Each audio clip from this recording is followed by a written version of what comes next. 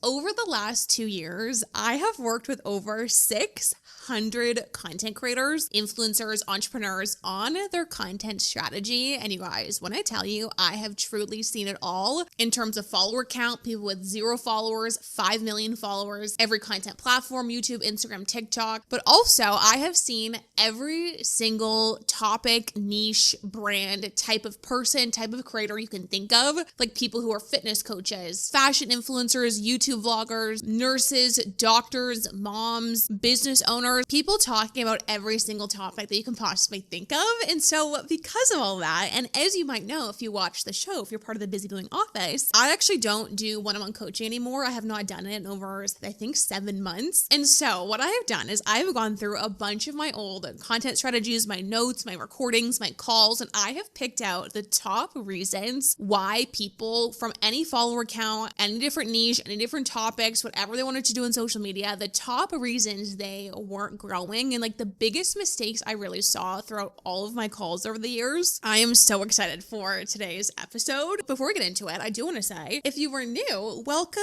to Busy Blooming. Welcome to your new office for social media. You are in good hands over here. Everyone who watches this show is a podcaster, a content creator, an influencer, and we come together every single week. We clock into work at the Busy Blooming office and we unpack everything you need to know when it comes to social media, content creation, building your vision, but also becoming the best version of yourself along the way, because content creation is that deep. And we have a lot of work to do together today. I have so many notes. I got my iced coffee, and let's go to work together today. Before we get into the rest of the episode, I wanted to tell you about one of the most important things when it comes to building your brand and your business as a content creator and as an entrepreneur, and that is protecting your personal assets by registering for an LLC. An LLC separates your personal assets from your business assets, which is such an important step as a creator that so many people forget about. So that is where today's sponsor comes in, Taylor Brands. You guys know I've talked with them so many times. I'm obsessed with them. I love them. They make launching and building your business so seamless, so simple. It can be so overwhelming building and scaling your business, but Taylor Brands seamlessly guides you through LLC formation and offers so many amazing tools to help you succeed from day one. And Taylor Brands is a business builder. It isn't just about getting your LLC, it's about setting up your business for long-term success. You'll be able to unlock a free personalized business plan, business coaching, legal documents, and even bookkeeping tools all in one place. As a content creator, it's so important to treat your business like a real business from day one, and Taylor Brands is here to help you do just that in such a stress-free and easy way. So if you're ready to grow your social media while building a legit business, check out the link in my description or the pinned comment to get started with Taylor Brands today and get 35% off all LLC plans. Let them handle all the business setup while you focus on creating and scaling your brand. And thank you so much to Taylor Brands for sponsoring today's video. You have to go check them out. They have so many amazing tools. I'm such a big fan of them, so I'll link them down below in the pinned comment and the description, and let's get into the video. Okay, so what I've done is I've broken this into different categories of mistakes or reasons people weren't growing that I saw. So let's kick it off with mindset and identity things that I saw. So I feel like if you watch the show, you already know what I'm going to say, but I'm going to go a little bit deeper. So there are really two of the biggest reasons across 600 plus calls that I saw people weren't growing on social media, or bigger creators who were more in like the millions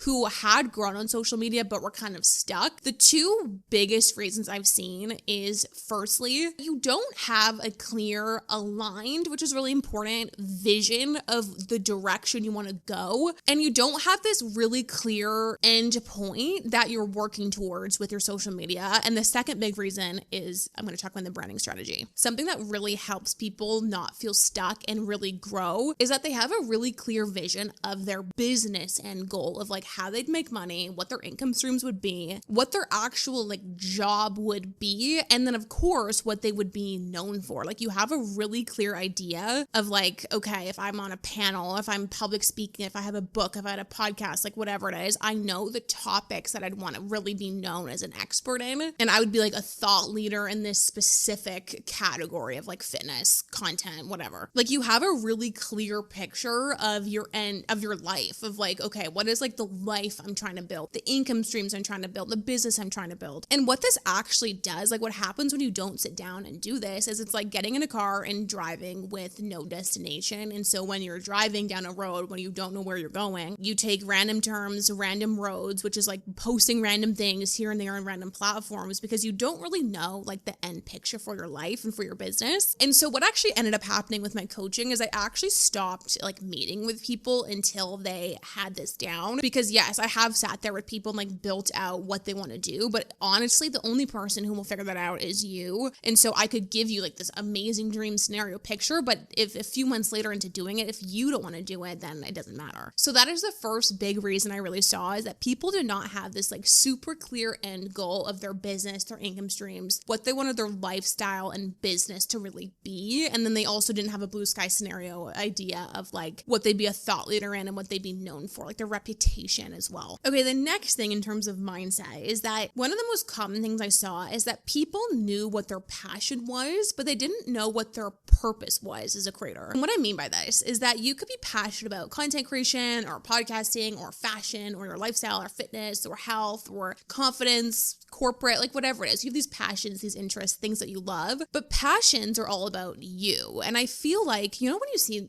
content creators, they'll be like, I quit my 9-to-5 job to be a full-time content creator. It was so unfulfilling. It was all about me. And so they went back to a 9-to-5 job. Not to say that this has anything to do with a 9-to-5, but I feel like the reason that content creators and influencers don't feel fulfilled is because they're doing what they're passionate about, but there's no purpose. And I do believe you need both. So what's the difference between a passion and a purpose when it comes to social media and content? What I have really gathered from my field of research with all these creators is that a passion is about you and what you love, and a purpose is about other people and how you make them feel and what you give them. So a good way to think about this is you could say, I'm so passionate about fashion and my goal is to have 10,000 followers on Instagram. But what you would say if you had a purpose and a passion is you would say, I'm so passionate about creating content about fashion. I want to help 10,000 people feel X, Y, and Z. Instead of your goal being, I want to grow 10,000 followers, it's I want to help 10,000 people feel X, Y, and Z. And I think it's totally fine to have like follower goals, income goals, numbers goals. We all have them.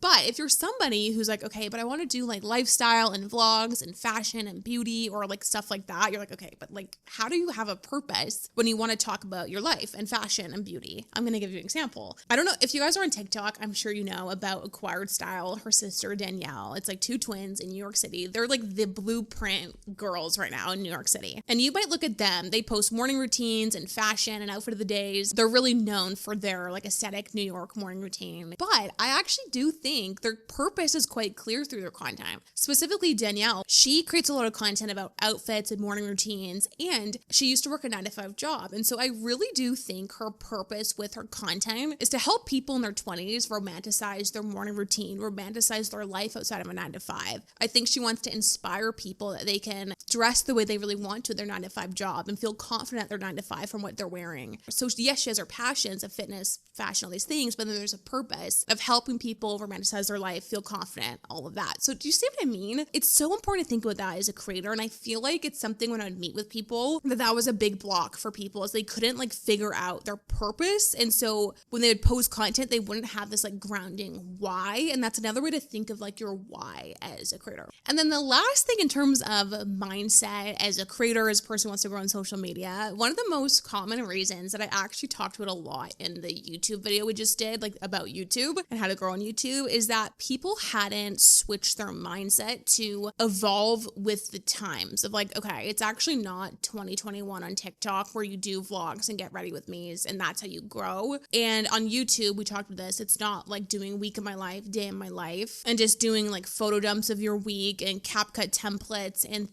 being like, that's just not how you grow in 2025. And obviously when I coach people in 2023, 2024, like it was always just different. Every social media changes so fast, as I'm sure you know. And I feel like the narrative from people who have grown a long time ago is they'll say like, okay guys, all you need to do to grow on social media is just be consistent and show up and be yourself and have fun. And like that is just like, it's great, of course, but that is not a good strategy for growth in the year of 2025. But I feel like people would copy just like trends, aesthetics, do get ready with me, do vlogs, like do the same thing over and over again. And because that is what did work, and that's the advice they're hearing from bigger creators, because that's how those creators grew 5 years ago, but that's just not how it is now. So I feel like for some people, and for this is like from experience, it's so hard to unlearn that what worked on social media, it does not work now. And it's hard to not treat TikTok and Instagram and YouTube in the way you've always treated it, and treat it differently in like terms of the types of content, the formats, the strategy that you need, the brand strategy, all of that you need. So let's get into brand strategy because I'm like dying to talk about it. So the other big category of mistakes that I saw, and this is probably something to me that hits so deep because I'm so passionate about brand. People I'd work with one-on-one knew that about me, that brand strategy is always my like main thing that we'd create. I would create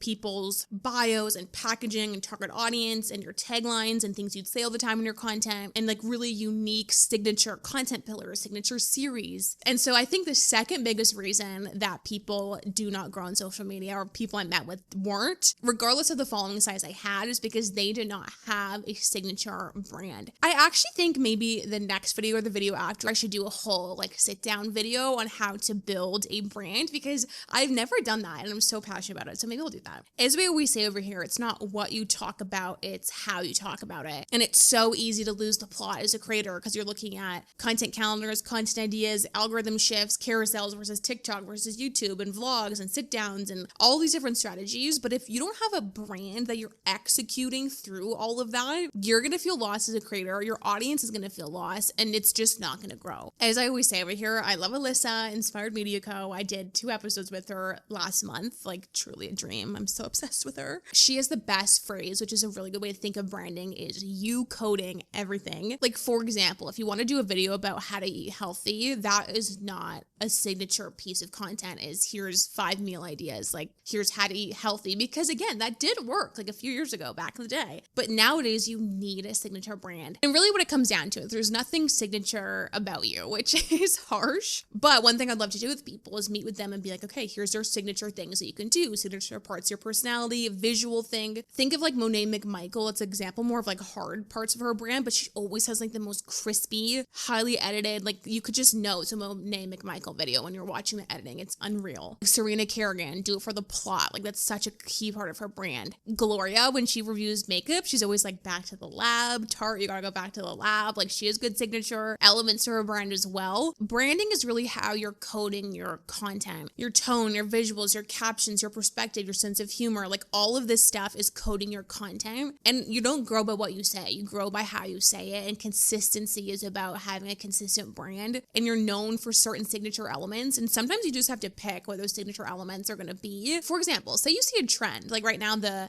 propaganda I'm not falling for trend is going on right now. You should be able to look at a trend and know, okay, this is my take on it. Like this is the topics, my sense of humor, my perspective, like who I'm talking to. I have a take on this trend. I'm going to code this trend. As Alyssa says, you code this trend. So it's on brand for me. Like people should be able to say like, that's on brand for you. So like, what is your brand? And again, it's like a deeper thing because it's like, who am I? What do I want my brand to be? Another thing in terms of branding that I saw is that people are stuck in brands that they don't want to be. Like they're held hostage in their own brand. They went viral for something and now they're like, well, I went viral for this one thing. I guess this is who I am now on social media. Or you were really popular for something, like you grew a following, a brand on a certain niche, a certain topic, like whatever it was that you just like don't want to do anymore. An overarching thing I really see is that people are out of alignment and there's so much resistance to like the topics they're talking about, the platform they're on, the execution styles. Like it's just not them anymore. And maybe it was and now it's not, but then you're in this scarcity mindset of like, okay, but I don't want to lose all the people I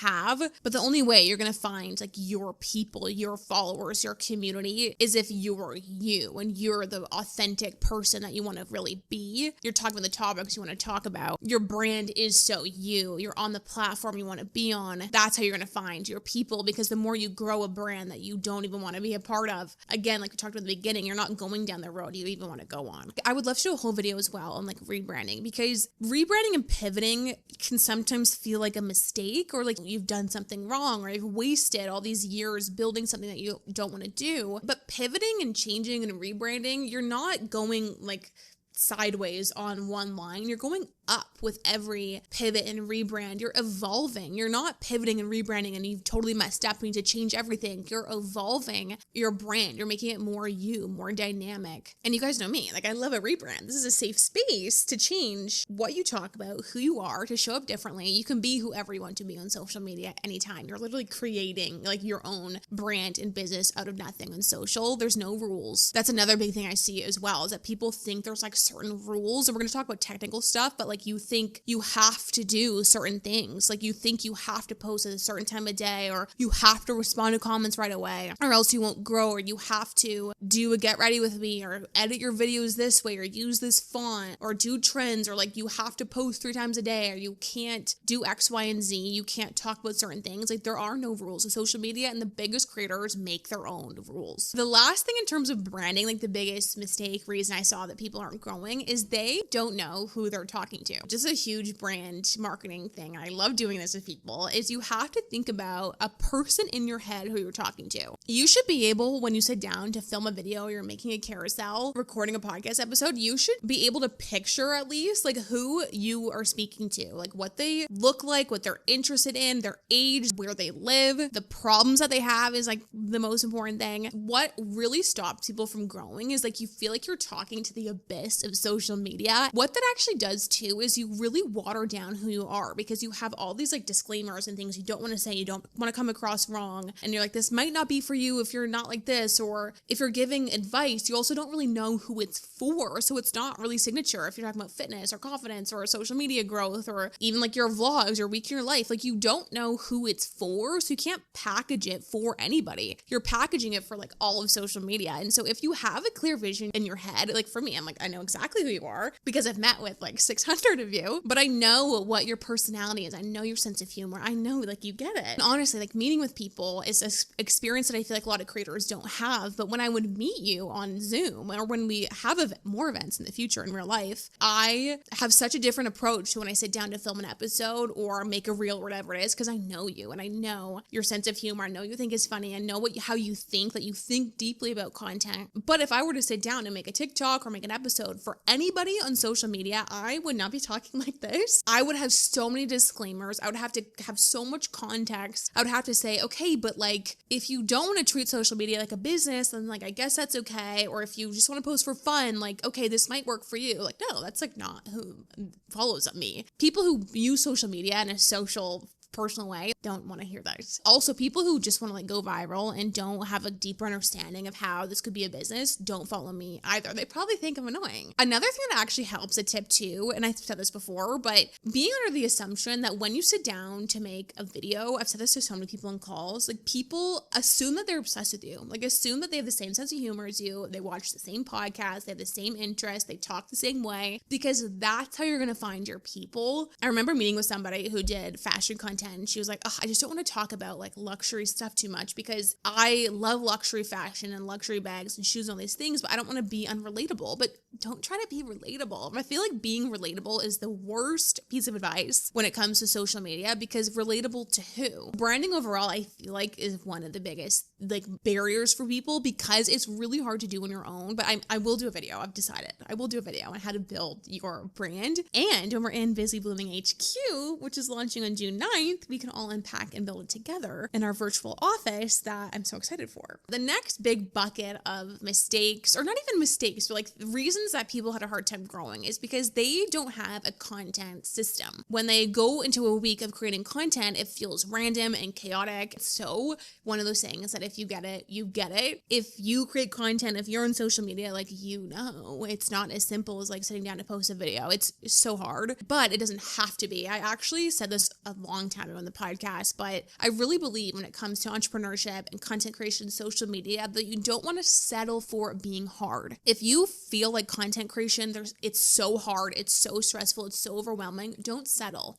Find your effortlessness, because it's there. There are certain types of content that will be easy. There are certain topics and brands and platforms that for you will feel flow, and they're effortless and they're fun and they're in alignment and they work well, but it like take some pushing and trying and testing and flopping and failing and failing and failing to figure that out. It takes years to figure this out, like your perfect formulas that will evolve and change. But all that being said, I feel like one of the biggest mistakes I see is that people don't have like a system and implementation routine. What I would recommend for this video is really 3 systems that will help clear up like decision fatigue of how to approach social media, which is the 3 systems I recommend using every week. Is pick from one of the 3. And if you watch the show, you already know what these are. But it's either pick to approach your content every week with content pillars, with a series, or with a weekly theme. Either do a series that week, a signature series, pick a theme for the week, like content tips, like 5 a.m. morning routine, how to style one certain piece, whatever it is. Pick a theme for the week that you talk about that one topic the whole week, answer a question for the whole week, or have 3 signature content pillars, like buckets of content that you post from, and you assign them per day. Like, okay, Monday and Wednesday is pillar 1, etc. I do have to say though, I find that having a series or a weekly theme usually is better for people, just in my experience. Another thing going along this is people don't have their go-to like templates for themselves. And what I mean by template is that you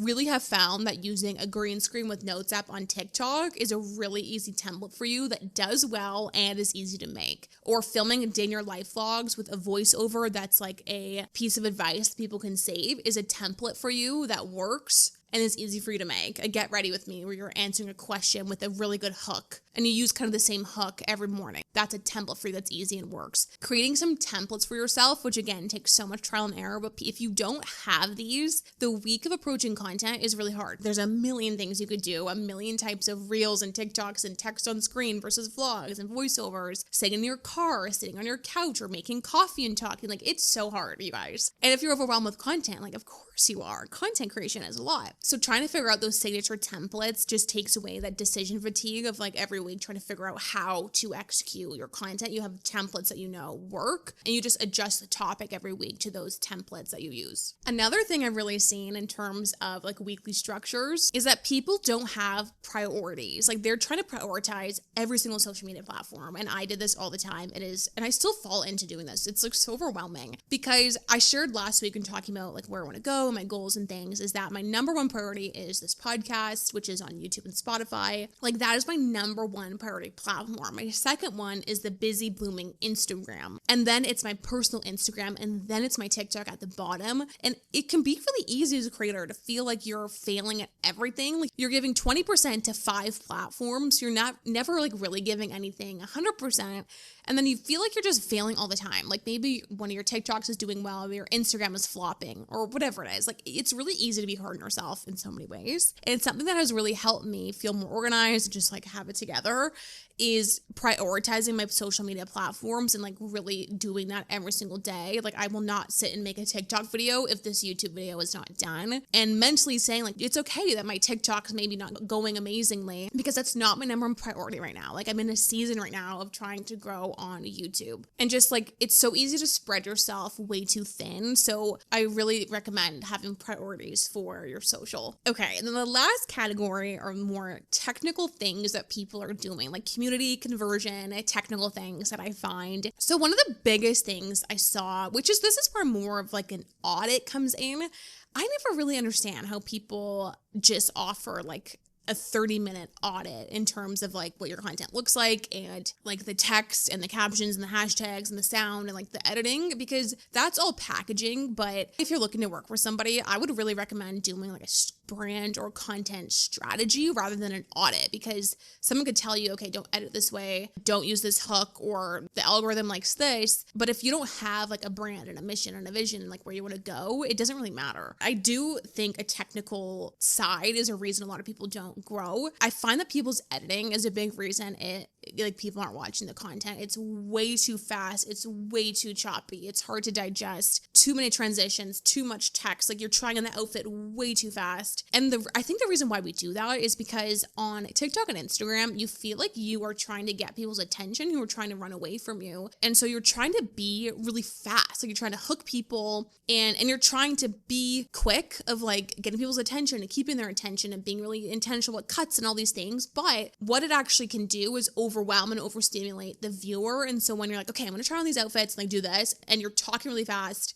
which I'm not one to talk about talking fast, but you're talking really fast, the edits are fast, you're like doing the boxes and the clothes, and like it's too much. And I find that with people, that's a lot of feedback I'd give them, is that your editing is too like overstimulating. Try like slowing it down a little bit. Like even the day in your life, it's like too many clips, too many cuts. Like try making it more digestible for the viewer. Also, people with hooks that feel really scripted, really forced, you can really feel people's energy like through the camera. Like you can feel when somebody has a script and they're trying to talk really fast and trying to hook your attention. It's not like their real energy. Also things like it's overly filtered. They put like a Tezza filter, like a heavy Tezza filter on all their videos. Canva, like things look like they were made in Canva. They use CapCut templates. Like I really don't recommend those honestly at all. Or the inverse, like you're not getting to the point fast enough. Like you're doing a get ready with me and you keep talking about what you're going to talk about. Of like, today I'd sit down and get ready and like talk about confidence, and like I've just woke up this morning and I was feeling like I just want to talk about this. Like no one's even there. We've all scrolled. It's such a balance. So you have to really test and figure out. Another technical thing as well, which actually this has changed. I used to always give the advice of like, okay, in all of your videos, more in 2024, all your videos on Instagram and TikTok should be like made in Instagram and TikTok, not made in Instagram, but the text, the titles, the captions, like that should all be in those fonts. I actually don't think that's the case anymore. I find that people are way more open to like high production, using different fonts, like different whatever on content. Like it's way more commonly blows up content that doesn't have like an Instagram font, if that makes sense. But I find that just aesthetics, like good looking content, graphic design wise, is really, really important. And that's often a reason why it's not even that people's content isn't good or their energy is not good. It's like the way that they're packaging it just looks off. And in that case, an audit like can be nice, but you have to find the right person who's like strategic. And there's lots of good ones out there. Also, when Busy Blooming HQ launches, we can unpack. Another technical thing is I just find that people repost their content everywhere. I have to say, I do give this advice to certain people because certain content does well on Instagram and TikTok. Like for example, if you are somebody who does vlogs and you show yourself making coffee, getting ready, and you do a voiceover that's like a tip of a piece of advice of how you started waking up early in the mornings, that I actually think transfers well across YouTube Shorts, TikTok, and Instagram. If you do videos where it's just like you making coffee and there's text on screen that's 7 seconds long, that's like an Instagram video. That's not a TikTok video. I find that really figuring out what works well on either both platforms or taking the time to remake your content and not just like repurposing it everywhere. Honestly, you guys too, with repurposing, I have used like all of the platforms like to repurpose content. Nothing works. Like I find that for a lot of people, the technical piece, that is why their content is not performing, because they're using like repurpose.io or something like that. You're not getting in the algorithm the same way. And I've tested this myself. I should have vlogged it or something. But say, for example, you have a video on your phone that you did in your camera roll, edited it on CapCut, edited it on edits. Oh my God, that was a sentence. And you upload it to Instagram. You put the captions in Instagram. You write the title on Instagram. That text you just put in is going in the algorithm. A quick tip is if you did do your captions and your text in Final Cut Pro or in CapCut or whatever else you use to edit, just add captions and make them really, really, really small and put them under like the music. Like, you know, when you watch a reel and there's like the little music square at the bottom, just drag the captions really small under there to still get in the algorithm. Technical things as well, as content is just packaged to be too inward focused, which you talk about all the time. It's like, I'm really feeling this way, I'm doing this, rather than here's how you're gonna X, Y, and Z, like flipping it, which I just did a post on the Busy Blooming Instagram about that. Another technical thing, conversion community piece, is that your content isn't focused on being something someone would share their Instagram story or save to come back to. It's all about like aesthetics. Another thing Alyssa says, can't not talk about this, is that it's too selfish. Like your content needs to be unselfish. So rather than having a vlog that's like a little mini vlog that's like, come to the gym with me, it's let's see if I could get my gym crush's attention, because you're trying to accomplish something. So you're bringing the viewer with you. Even when you're showing like an outfit of the day, like Alex Earl's a really good example of this. She does like an outfit of the day or get ready with me, but it's not like, okay, get ready with me. When I wear this, I'm going to do this. She's like, okay, you guys, like, what should I wear? Should I do this shirt? Should I do these shoes? Like, what do you think? I'm thinking thinking of doing this? Let me know in the comments. Like, it's so like you're in it with her. Okay, I think that is everything I wanted to say in terms of the biggest mistakes I've seen across the board. Again, I could do a whole series on this. I could do a million parts. It's so much fun. I hope you enjoyed it. If you have any questions about anything I said about like the biggest things I've seen, use the comment section as always as an extension of this video. We can unpack in the comments. I hope this was helpful. I really do miss doing one-on-one coaching. It was the most fun like thing I think I've ever done. And I might bring it back one day, doing like brand and content strategies for creators and for businesses and for brands. Potentially in the fall, I might bring it back, but Busy Blooming HQ, I will get back into my coaching era launching June 9th. And I'm so excited. So anyways, I hope you guys enjoyed this episode. Thanks for coming to work with me today at the Busy Blooming office. We can officially clock out of work and let's go into after hours, our after work social, and let's get into it. Okay, you guys, it's time for after hours. Work is done. I'm actually sitting in a new location today for after hours. I moved my desk in my apartment to be in the corner of the apartment, and now we're here for after hours. I don't know. Let me know what you think. I posted a TikTok asking if TikTok liked my desk in my apartment, and there were a lot of people who said it looked horrible. So we're just going with it. We're going with it for now. But work is officially over.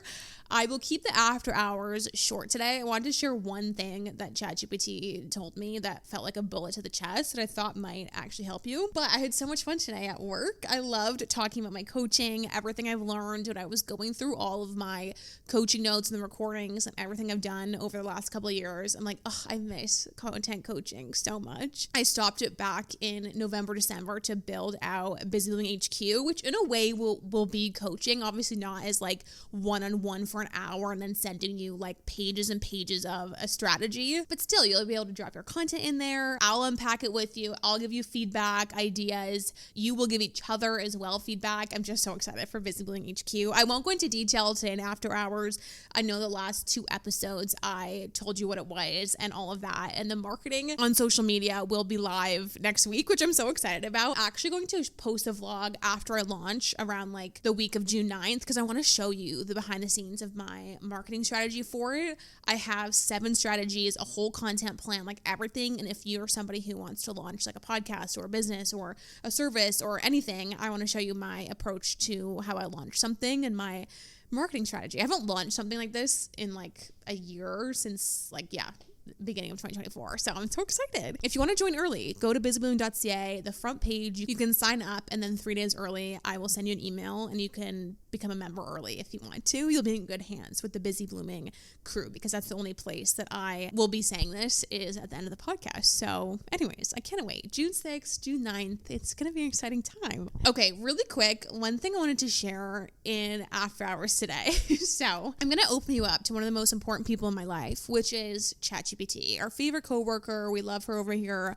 I use ChatGPT in such a deeply psychotic, deeply unwell way that I know it's something that to for sure judge. Like, I'm like, it's very open to judgment here, but I wanted to share something because back in January, I was doing obviously a lot of planning, as we all do, your Pinterest board, your vision board, your goals for the year. And I am naturally somebody who I'm very into like becoming the best version of yourself and self-development. And I love Mel Robbins and Jay Shetty and all these podcasts, and I read self-help books, and I have vision boards and Pinterest boards, like a million of them. And I love talking about like your future self and your highest self and all these things. So anyways, I got so deeply humbled by ChatGPT, and I thought I would share with you something that actually honestly has really been on my mind when it comes to what we talked about today of building your brand and figuring out kind of like who you want to be on social media. So I was seeing a lot of people on TikTok ask their ChatGPT, because I talk to ChatGPT a lot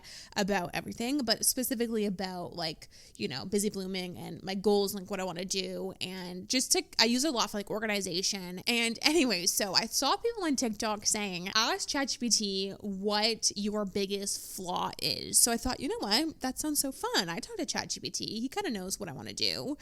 And so I asked ChatGPT a bit of a twist on it. I said, based on everything you know about what I want to accomplish, what do you think is my biggest flaw and will get in the way of getting where I want to go? So like, what does he think, based on everything I've talked about, what does he think the biggest reason is that I won't get where I want to go?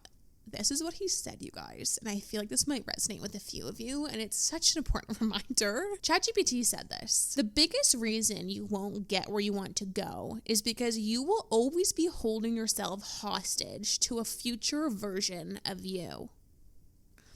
A future version of you that will never exist. You have this version in your head of, in the future, you'll never doubt yourself. You'll always know the perfect next step. You'll always feel confident every day, create everything perfectly, never have to retake, refilm, pivot, or rebrand. But that person will never exist. As a result, you'll constantly live in a state of being in progress towards a destination that isn't real. You'll never feel proud of yourself. You'll never feel safe because you're always wanting to become someone you're never meant to be.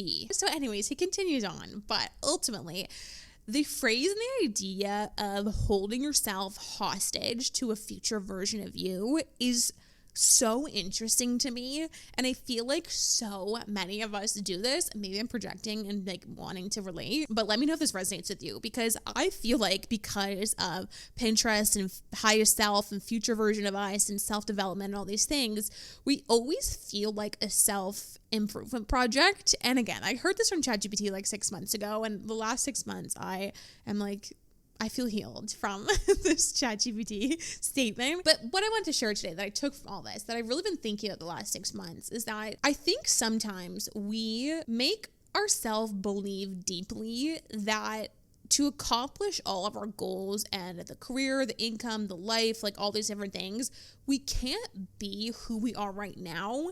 And you almost like create this idea in your head that you need to be someone different, like the version of you that has everything that you want, like all the income, the lifestyle, the apartment, the business, the followers, the like everything. The person that has all those things, we deeply feel sometimes like it's not us, and it's this version of ourselves that's like less, I don't know, depending on who you are, but like less emotional, doesn't overthink as much, never gets burnt out, can work all the time, is always happy and never pivots and never refilm stuff or like whatever. I'm just giving some examples, but I feel like that what that does is it really holds us back from actually like not letting ourselves feel successful or capable until we change. And so anyways, what I wanted to say that I've been thinking about a lot recently, not just because of this ChatGPT, but this idea in general that exactly who we are today, like this messy, emotional, overthinking, wanting to rebrand and self-improve, and people who get burnt out and people who get tired and want to pivot and rebrand, and people who make mistakes and spiral and need to take breaks, all these things. Like that is exactly who we will be when we have all the things that we want. And those things will never change, because being a messy, emotional human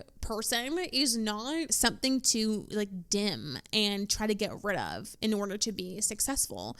A lot of the reason we are and will be successful is because of those things, because we feel so deeply and we think so deeply, and to the point where we need to take breaks, or you want to pivot and rebrand and evolve. And anyways, I just wanted to say today, don't hold yourself hostage to a future version of you.